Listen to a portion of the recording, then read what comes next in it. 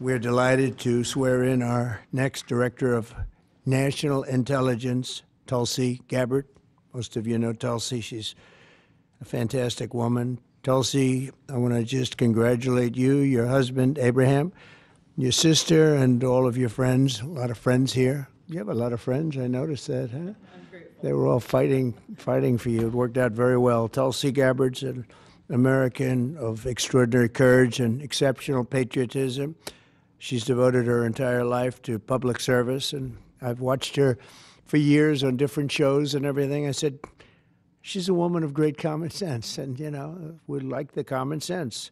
It's a word that's being used a lot. I think we started it in terms of politics, but it's a word that's used a lot. It's usually pretty effective, too, and you really are. I've watched you even on Larry King. You know, you're very young. I don't know how you were Larry King, but you're very young. But you were, and you always had the situation covered properly. At 21 years old, Tulsi became the youngest woman ever elected to the Hawaii State Legislature. After 9/11, she joined the Hawaii Army National Guard and deployed abroad 3 times, and highly respected by everybody. So many people writing in letters saying she was so exceptional even then. She continues to serve as a lieutenant colonel in the U.S. Army Reserve, and Tulsi also served 4 terms in the United States House of Representatives, where she was a member of the House Armed Services Committee. She is a former vice chair of the National Democratic Party. Can you believe that? And here she is. That's very nice. We have a few of them. But she was never a Democrat. She was, at heart, she was a Republican. I watched her, and was a 2020 Democrat candidate for President of the United States. It's not easy, right? It's not so easy. People think it's easy. It's not easy.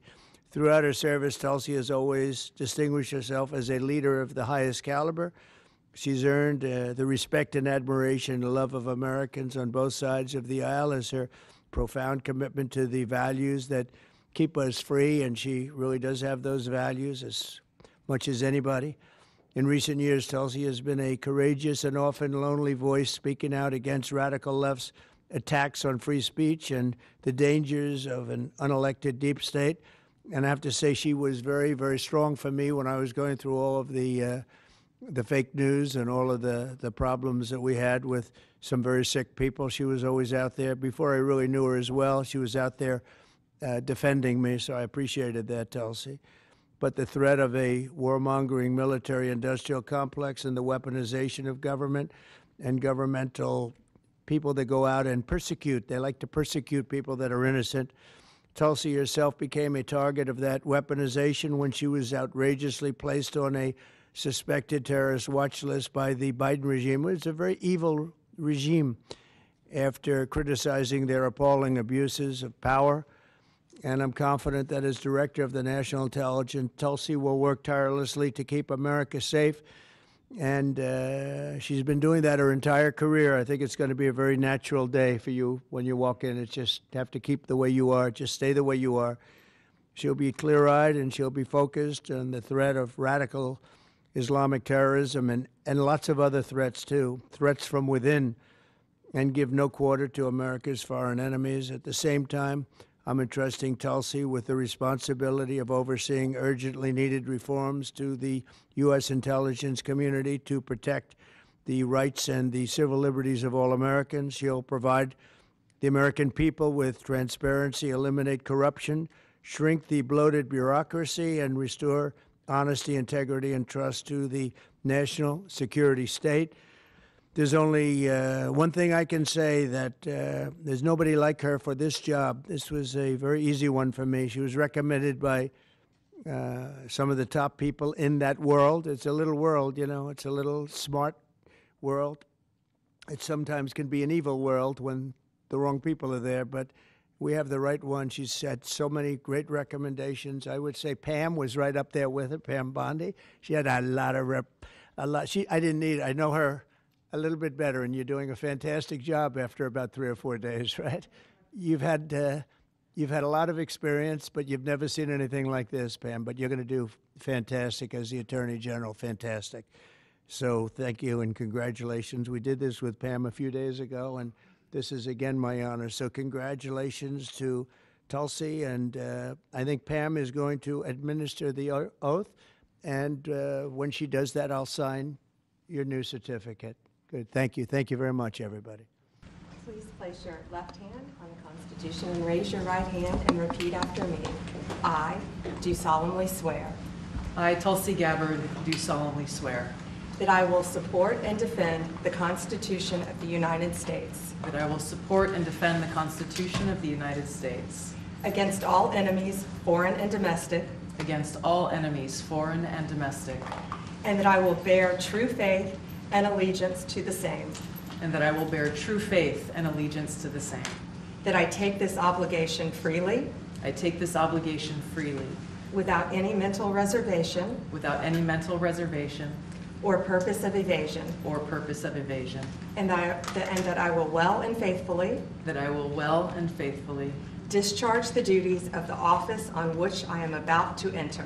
discharge the duties of the office on which I am about to enter. So help me God. So help me God.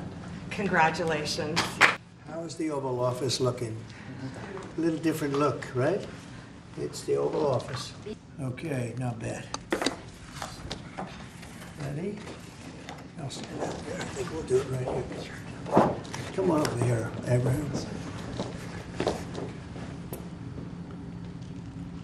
Mr. President, first and foremost, I just want to say thank you from the bottom of my heart for the trust that you have placed in me to fulfill this critical position as Director of National Intelligence at any time, but specifically during this time. Unfortunately, the American people have very little trust in the intelligence community, largely because they've seen the weaponization and politicization of an entity that is supposed to be purely focused on ensuring our national security. So I look forward to being able to help fulfill that mandate that the American people delivered to you very clearly in this election, to refocus our intelligence community by empowering the great patriots who have chosen to serve our country in this way, and focus on ensuring the safety, security, and freedom of the American people. As you've said, Mr. President, this is what I've dedicated my life to, and it is truly humbling to be in this position, to serve in your administration, help to rebuild that trust, and ultimately to keep the American people safe. Last thing I'll mention, that in your National Prayer Breakfast speech, you made a statement about your legacy of wanting to be remembered as a peacemaker. I know that I can speak for many of my fellow service members who are here today, veterans, Medal of Honor recipients, how deeply that resonates with us. For those who volunteer to put their lives on the line when duty calls, but to have a President and Commander-in-Chief who recognizes the cost of that sacrifice and ensuring that war is the last resort, not the first. So thank you for your leadership on behalf of my friends here and all who wear the uniform. We're grateful. Thank you. Congratulations. Thank you.